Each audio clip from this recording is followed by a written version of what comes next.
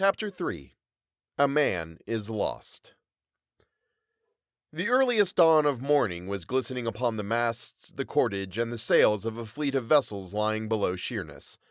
The crews were rousing themselves from their night's repose, and to make their appearance on the decks of the vessels from which the night watch had just been relieved. A man of war, which had been the convoy of the fleet of merchantmen through the channel, fired a gun as the first glimpse of the morning sun fell upon her tapering masts. Then, from a battery in the neighborhood came another booming report, and that was answered by another farther off, and then another, until the whole chain of batteries that girded the coast, for it was a time of war, had proclaimed the dawn of another day. The effect was very fine in the stillness of the early morn of this succession of reports, and as they died away in the distance like mimic thunder, some order was given on board the man-of-war, and in a moment the masts and cordage seemed perfectly alive with human beings clinging to them in various directions. Then, as if by magic, or as if the ship had been a living thing itself and had possessed wings, which at the mere instigation of a wish could be spread far and wide, there fluttered out such sheets of canvas as was wonderful to see, and, as they caught the morning light, and the ship moved from the slight breeze that sprang up from the shore, she looked indeed as if she walked the waters like a thing of life. The various crews of the merchantmen stood upon the decks of their respective vessels, gazing after the ship of war, as she proceeded upon another mission similar to the one she had just performed in protecting the commerce of the country. As she passed one vessel which had been, in point of fact, actually rescued from the enemy, the crew, who had been saved from a foreign prison, cheered lustily. There wanted but such an impulse as this, and then every merchant vessel that the man-of-war passed took up the gladsome shout, and the crew of the huge vessel were not slow in their answer, for 3 deafening cheers, such as had frequently struck terror into the hearts of England's enemies, awakened many an echo from the shore. It was a proud and a delightful sight, such a sight as none but an Englishman can thoroughly enjoy, to see that vessel so proudly stemming the waste of waters. We say none but an Englishman can enjoy it because no other nation has ever attempted to achieve a great maritime existence without being most signally defeated and leaving us still, as we shall ever be, masters of the seas. These proceedings were amply sufficient to arouse the crews of all the vessels, and over the taffrail of one in particular, a large-sized merchantman, which had been trading in the Indian seas, 2 men were leaning. One of them was the captain of the vessel, and the other a passenger who intended leaving that morning. They were engaged in earnest conversation, and the captain, as he shaded his eyes with his hand and looked along the surface of the river, said, in reply to some observation from his companion, "I'll order my boat the moment Lieutenant Thornhill comes on board. I'll call him lieutenant, although I have no right to do so, because he has held that rank in the king's service, but when quite a young man was cashiered for fighting a duel with his superior officer." "The service has lost a good officer," said the other. "It has indeed. A braver man never stepped, nor a better officer. But you see they have certain rules in the service, and everything is sacrificed to maintain them.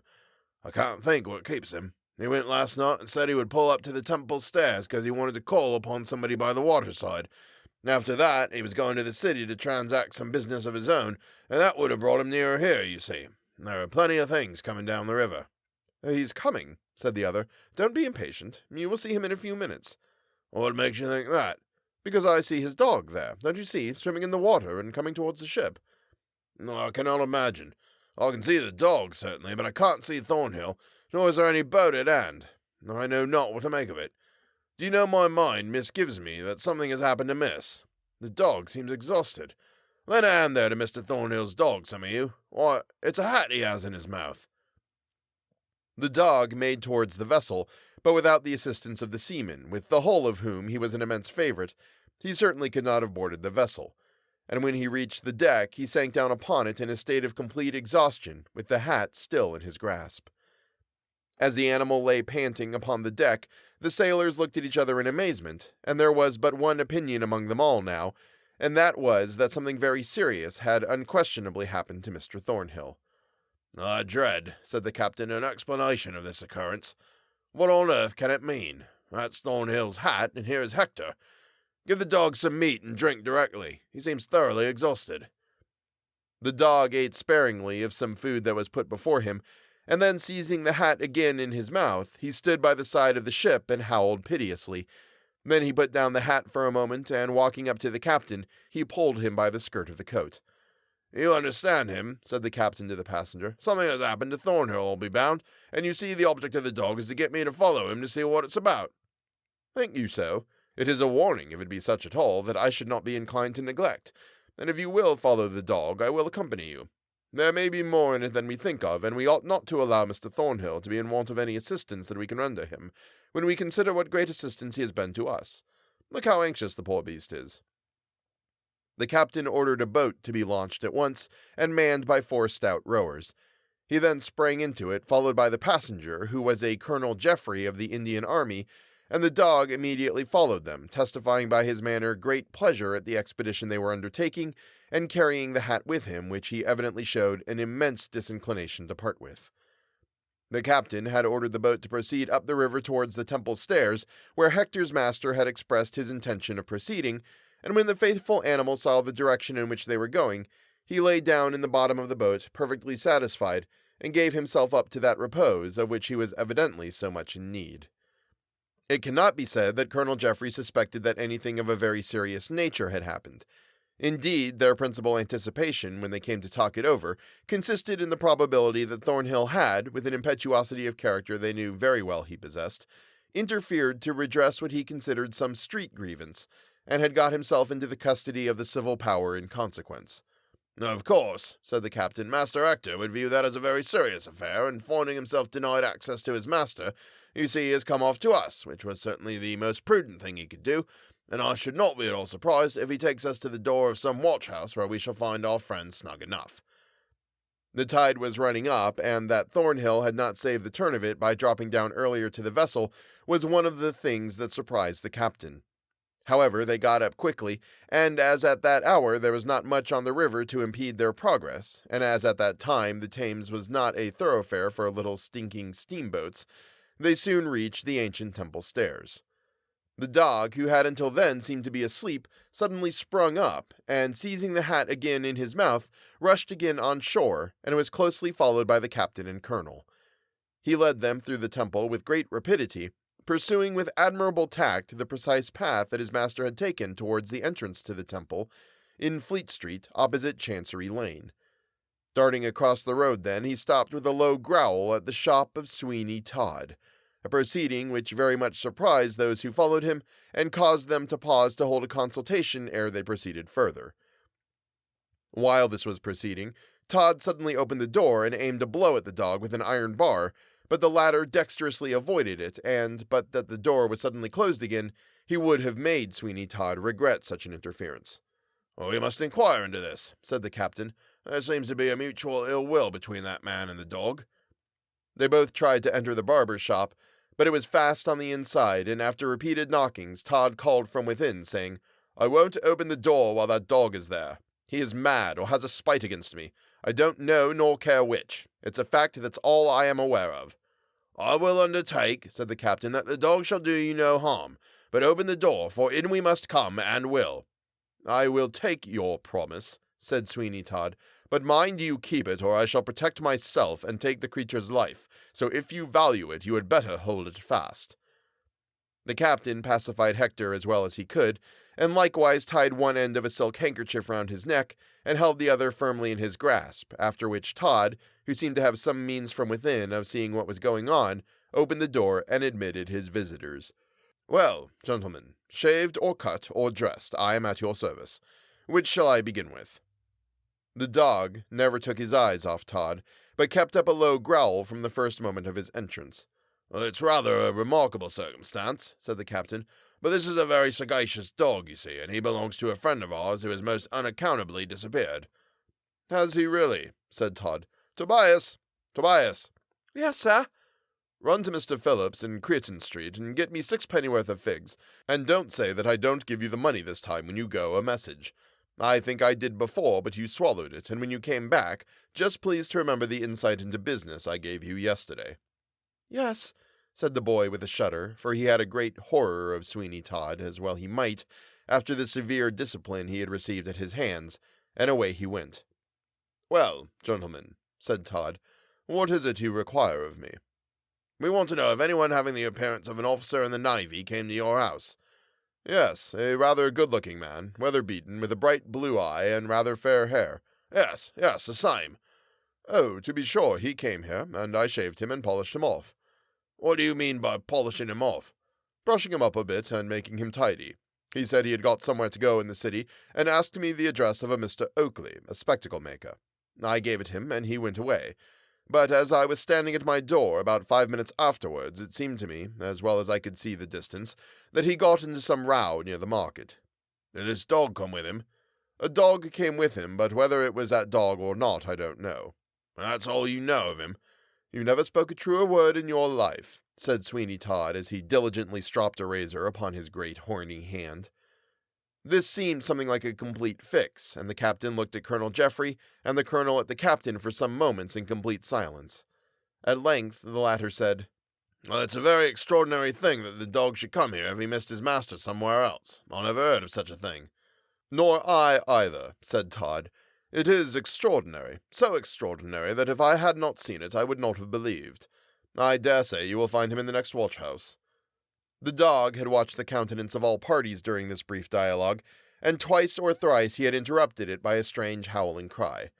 "I'll tell you what it is," said the barber. "If that beast stays here, I'll be the death of him. I hate dogs, detest them. And I tell you, as I told you before, if you value him at all, keep him away from me." "You say you directed the person you described to us where to find a spectacle maker named Oakley. We happen to know that he was going in search of such a person, and as he had property of value about him, we will go there and ascertain if he reached his destination." "It is in 4th Street, a little shop with 2 windows. You cannot miss it." The dog, when he saw they were about to leave, grew furious, and it was with the greatest difficulty they succeeded by main force in getting him out of the shop and dragging him some short distance with them. But then he contrived to get free of the handkerchief that held him, and darting back, he sat down at Sweeney Todd's door, howling most piteously. They had no resource but to leave him, intending fully to call as they came back from Mr. Oakley's, and as they looked behind him they saw that Hector was collecting a crowd round the barber's door, and it was a singular thing to see a number of persons surrounding the dog, while he, to all appearance, appeared to be making efforts to explain something to the assemblage. They walked on until they reached the spectacle makers.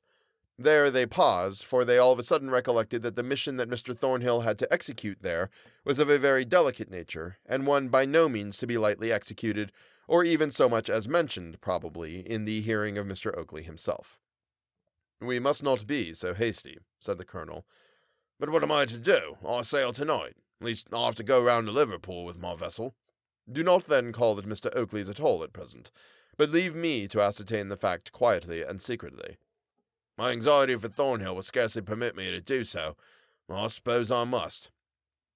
And if you write me a letter to the Royal Oak Hotel at Liverpool, it will be sure to reach me. That is to say, unless you find Mr. Thornhill himself, in which case I need not by any means give you so much trouble." "You may depend upon me. My friendship for Mr. Thornhill, and gratitude, as you know, for the great service he has rendered to us all, will induce me to do my utmost to discover him.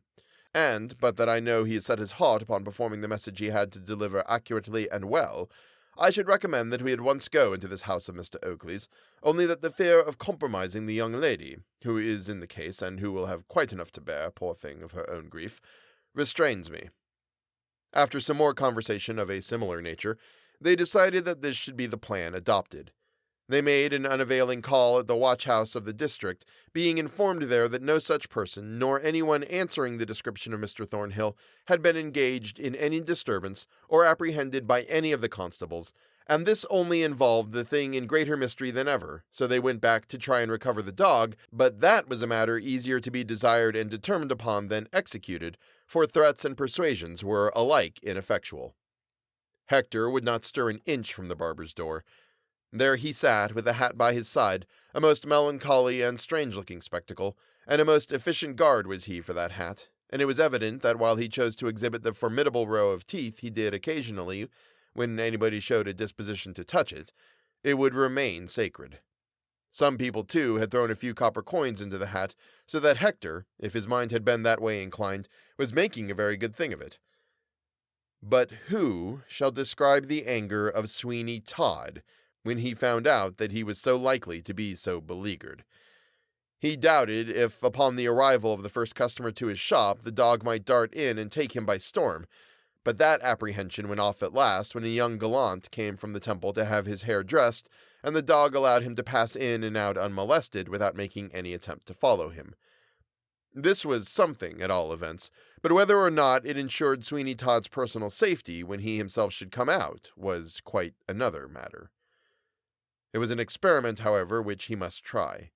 It was quite out of the question that he should remain a prisoner much longer in his own place, so after a time he thought he might try the experiment, and that it would be best done when there were plenty of people there, because if the dog assaulted him, he would have an excuse for any amount of violence he might think proper to use upon the occasion. It took some time, however, to screw his courage to the sticking place, but at length, muttering deep curses between his clenched teeth, he made his way to the door and carried in his hand a long knife which he thought a more efficient weapon against the dog's teeth than the iron bludgeon he had formerly used. "I hope he will attack me," said Todd to himself as he thought. But Tobias, who had come back from the place where they sold the preserved figs, heard him, and after devoutly in his own mind wishing that the dog would actually devour Sweeney, said aloud, "Oh, dear sir, you don't wish that, I'm sure." "Who told you what I wished or what I did not? Remember, Tobias, and keep your own counsel, or it will be the worse for you, and your mother too, remember that." The boy shrunk back. How had Sweeney terrified the boy about his mother? He must have done so, or Tobias would never have shrunk as he did. Then that rascally Barber, who we begin to suspect of more crimes than fall ordinarily to the share of man, went cautiously out of his shop door. We cannot pretend to account for why it was so, but as faithful recorders of facts, we have to state that Hector did not fly at him, but with a melancholy and subdued expression of countenance, he looked up in the face of Sweeney Todd. Then he whined piteously, as if he would have said, "Give me my master, and I will forgive you all that you have done. Give me back my beloved master, and you shall see that I am neither revengeful nor ferocious." This kind of expression was as legibly written in the poor creature's countenance as if he had actually been endowed with speech and uttered the words themselves. This was what Sweeney Todd certainly did not expect, and to tell the truth, it staggered and astonished him a little. He would have been glad of an excuse to commit some act of violence, but he had now none, and as he looked in the faces of the people who were around, he felt quite convinced that it would not be the most prudent thing in the world to interfere with the dog in any way that savored of violence. "Where's the dog's master?" said one. "Ah, where indeed?" said Todd. "I should not wonder if he had come to some foul end." "But I say, old soapsuds," cried a boy, "the dog says you did it." There was a general laugh, but the barber was by no means disconcerted, and he shortly replied, "Does he? He is wrong, then." Sweeney Todd had no desire to enter into anything like a controversy with the people, so he turned again and entered his own shop, in a distant corner of which he sat down, and folding his great, gaunt-looking arms over his chest, he gave himself up to thought. And if we may judge from the expression of his countenance, those thoughts were of a pleasant, anticipatory character, for now and then he gave such a grim sort of smile as might well have sat upon the features of some ogre. And now we will turn to another scene of a widely different character.